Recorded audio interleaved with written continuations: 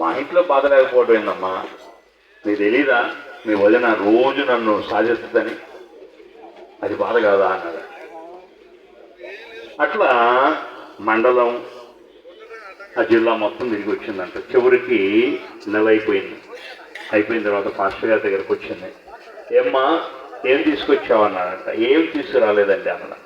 ఎందుకు అంటే ఈ నెల తిరిగిన తర్వాత నాకున్నటువంటి బాధలు తక్కువ అనిపించిందండి అన్నదాన్ని. అంటే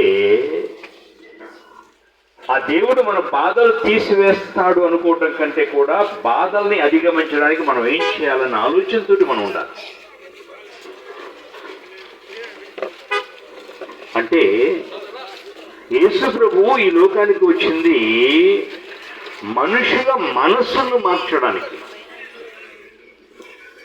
మనుషుల మనసును మార్చడానికి.